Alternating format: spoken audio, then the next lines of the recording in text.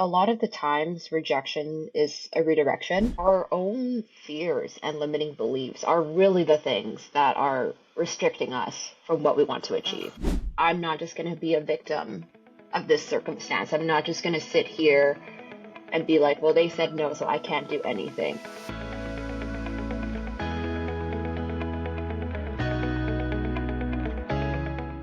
Welcome back, listeners. I'm so excited to have a very special guest who has been in my life for many years. And we met on Instagram, as many of us have this day and age. And ever since then, we've stayed connected through life and a lot of different adversities coming both of our ways. But all in all, for the past 5 years, we've stayed connected. So I want to welcome Chauf to Break Room. Thank you so much for joining. I'm so happy to be here, honestly. It's crazy to think that we literally only met on Instagram and we still haven't met in person, but yet we still have been so connected through so many different seasons in both of our lives. So, yeah, I'm just super excited about Break Room and to be here with you. Yeah, thank you so much. So, what I want to dive in today a little more on with you is you have such an amazing career and journey, all intertwined with a lot of change mixed in.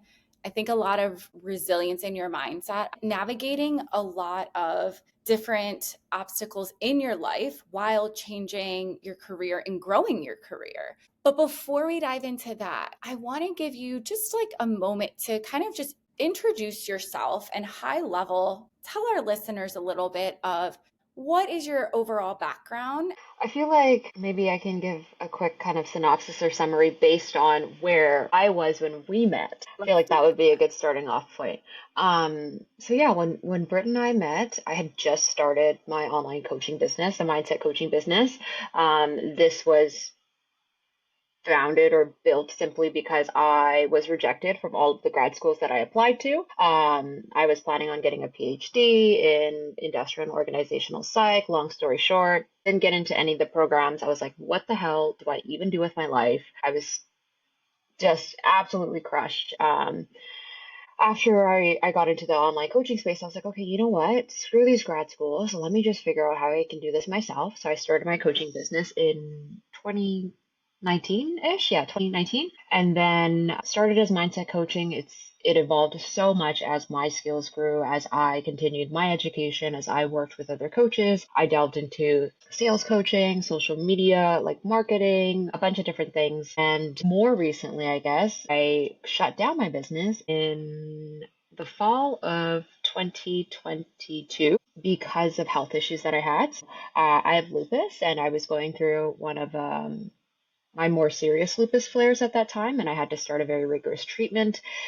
And yeah, I had to shut down my business, take a step back from work, from business, from life for about 8 months. And since then, it's just been a journey of navigating change and figuring out how to rebuild. And yeah, hopefully that gives a good summary for us starting off the conversation Yeah. around change. Thank you for being vulnerable with me and the listeners on what you've gone through from a health standpoint. I think it's important because so many of us in our professional career, you don't go through it without some type of obstacle coming at you around health. And if you're perfectly healthy, good for you. I want to know your secret, but it's something that I appreciate you sharing because that's a lot to navigate. Also, being an ambitious, woman in your career. So where I want to dive into first is like the phase when you were coaching. How did you navigate self-doubt during a time when you had been rejected, and we've all been through, that rejection that just overhangs above you. And then you jumped into a business where you're betting on yourself, believing in yourself. How do you navigate when you've been rejected?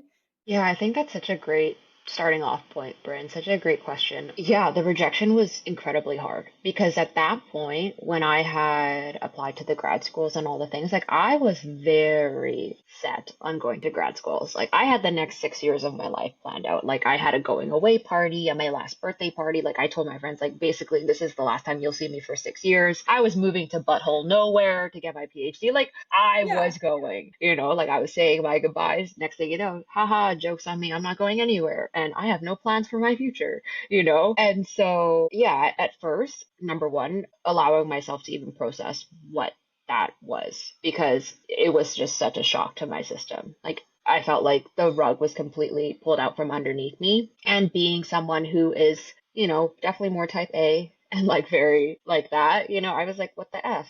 I had a whole roadmap for my Yeah. future and now I don't know anything. So I feel like the first piece was just like actually allowing myself to process that. And I had many nights crying and many nights of ice cream and just like feeling like a failure and feeling like really, really down and low on myself and just thinking that like, okay, this is like, I'm not valuable. I'm just not cut out for this. And I had to get to such a low point in the processing of the rejection for me to then be like, okay, well, I I don't do well when people tell me what I can and cannot do. Yeah.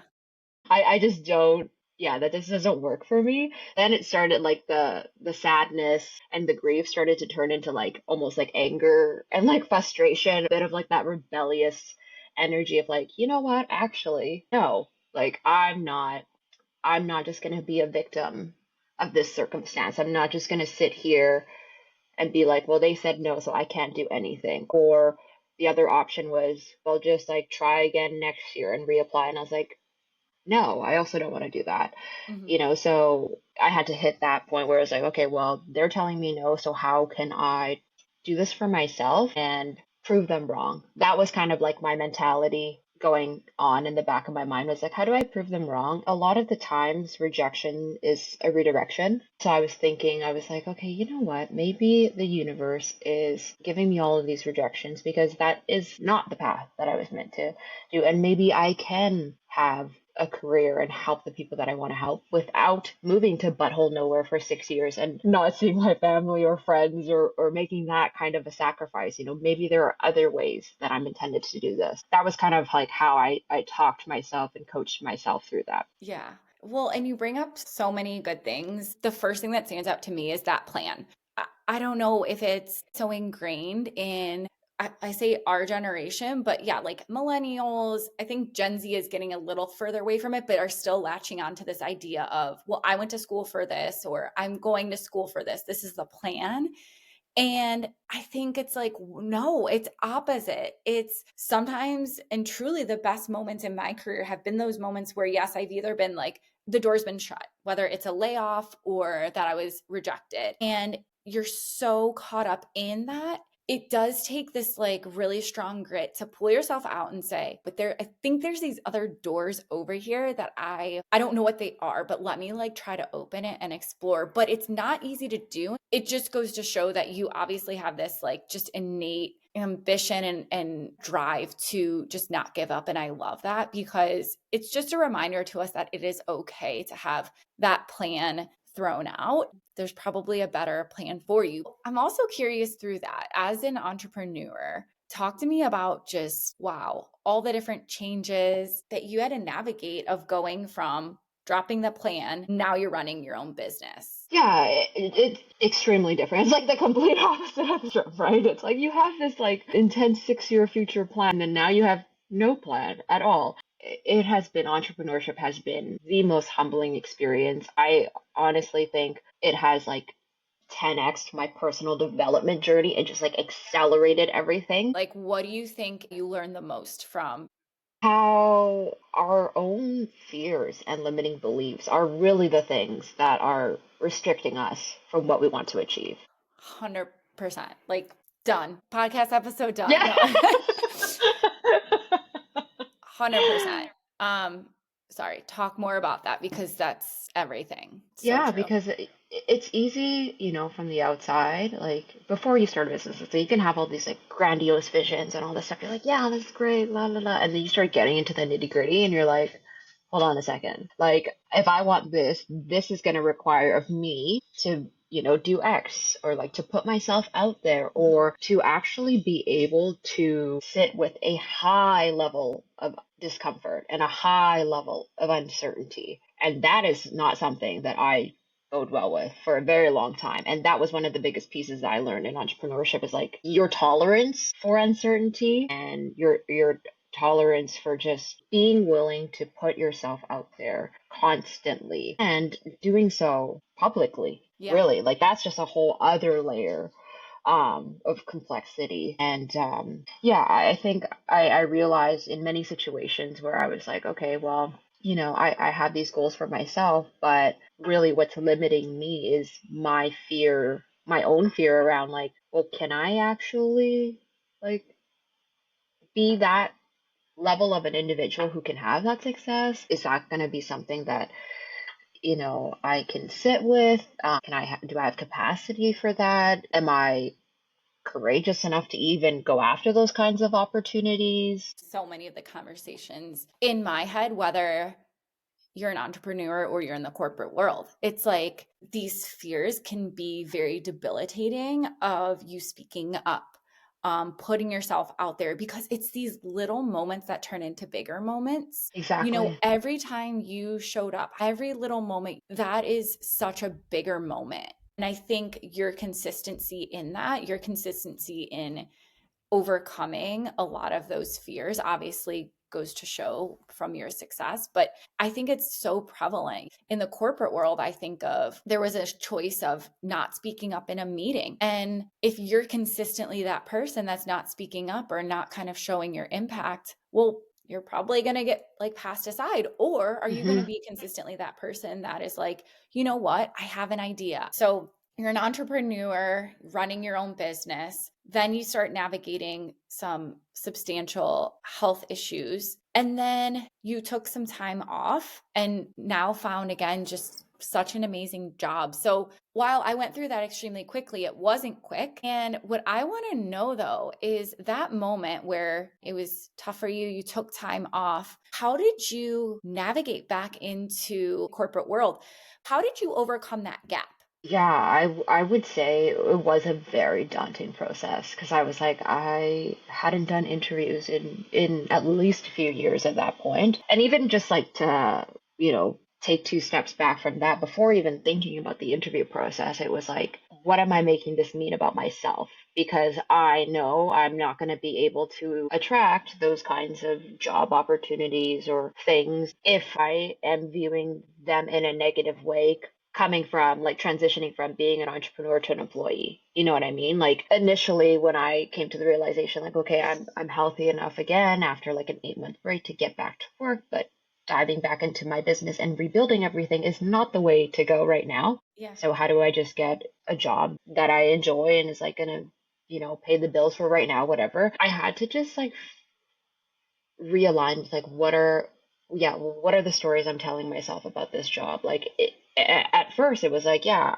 I'm getting a job because my business failed, because my health sucks, because it gave out and I like this is the only option. And like I had to work through that space Mm-hmm. and get to a point where it was like, no, actually, this is a huge blessing to get a job where I can have consistency in income again, because that is one of the very few things you'll see in entrepreneurship, at least in the very first few years when you're building everything. So it was like, okay, yay, I get consistency in income. Okay, I get to start to help regulate my nervous system again, start that healing. Okay, I get to maybe wear just a couple hats versus all the hats so that I Yeah. can try to like rebalance my life a little bit and ensure that I'm prioritizing my health so I don't end up here again. So like I feel like there was a lot of mindset work that had to be done before I could even get to a place where I was like, yay, let's do this interview. Yeah, that's what I'm saying. Like that jump. I mean, it's almost like this goes back to the nerdy days of me, but like that Maslow's hierarchy of so anyone that knows psychology, it's you literally like have these different levels until you can be like at that self-actualized, just like your best self.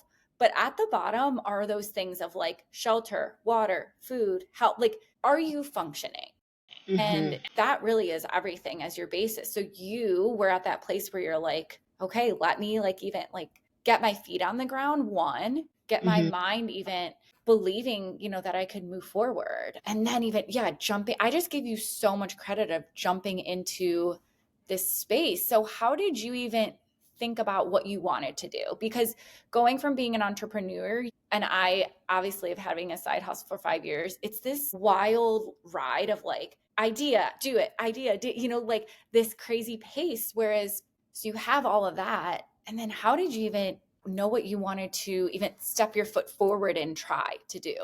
Yeah, the first thing I thought of was, okay, what are the things that I've been doing in my business naturally, right? Like skills that I've been helping clients with. And I really lucked out, at least upon my first job since returning to the workforce. I've had three.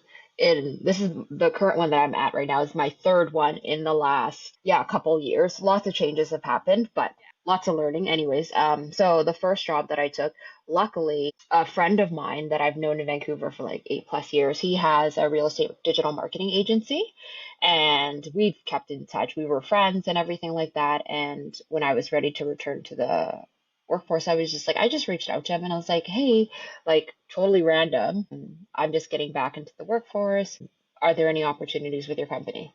Like literally, that was it. And I knew like I'd worked with real estate agents, I've done marketing or various aspects of marketing, so it just seemed very natural. And he was immediately like, yes, let's set up a meeting, like meet the VP, and then I got a job. Right. So like thankfully for me, the first one in was that. Learned a lot. I was there for like 8-ish months. And then I moved on to another startup company, another tech startup where I did also marketing. And then more recently, I just joined Circle, which is a community software startup in December. And so far, it's like my most favorite job in the entire I world. love that. Yeah, oh my gosh, I already forgot what the original question was, Britt. Sorry. Going on. But just even what you talked about right here is what I really want like professionals to listen in on is first off, there's so many things about what you did. You reached out to someone and put yourself out there because you recognize you had a transferable skill. And I think that is something we often forget about. So a lot of people in their careers are like, what title should I do next, right? Versus what Mm, skills can I apply to, well, who cares about the title, but like, what am I doing? Right.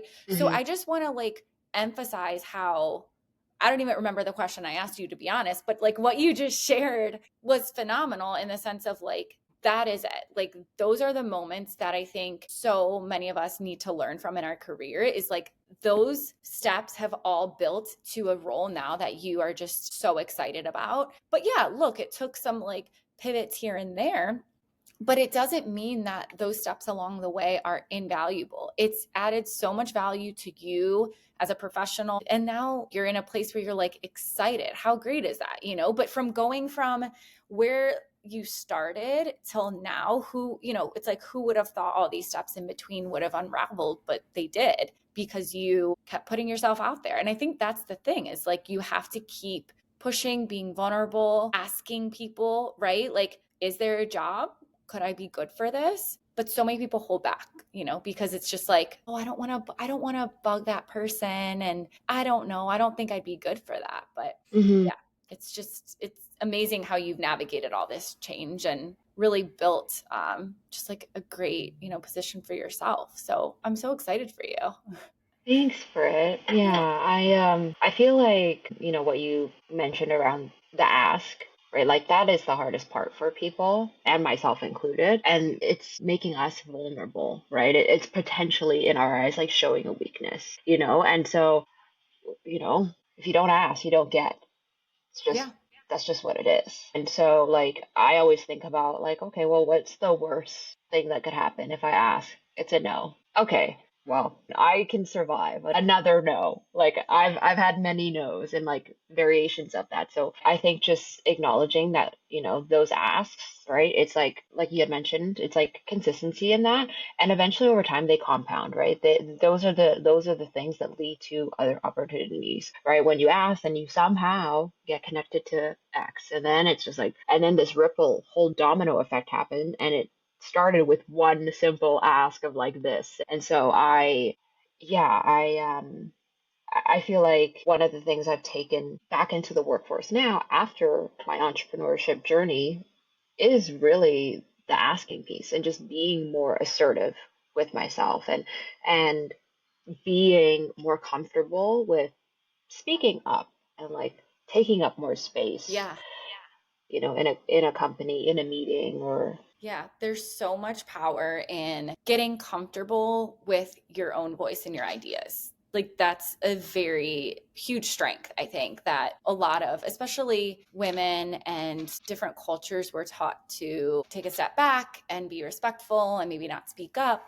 But it's a new day and age, and I think it's amazing that you've taken all your experience, found your voice, and are just thriving in this space of change. I'm so excited to just follow you along in your journey. And I just want to thank you for being here, because I think you shed so much light on not only navigating change in your career, but also like not giving up on yourself and really believing in yourself through all that. And I'm so glad we've connected. So thank you for just sharing your story with everyone. I think it's really going to not only inspire people, but like really help them take the actions if they've been holding back on that, speaking up or just asking, for help. Thanks, Fred. It's meant so much to just, continue to be connected to you and to do this podcast with you. I'm so excited to follow along your journey with launching the break room. And yeah, I hope that, I think maybe the sentiment that I hope people can take away from all of this is that you can have a plan, but most often things don't go to plan. So, like, how do we become more flexible in change, and also just giving ourselves grace that we can't predict the future and we can't control every single variable. So, like, how do we just move gracefully through life's, challenges and hardships, and continue to put ourselves out there regardless? Oh, thank you so much, Chauf, for all your wisdom and just, again, your vulnerability. So thank you for being here. And yeah, excited to probably have you back for a part two as we follow you along with everything. So thank you. Thanks, Fred.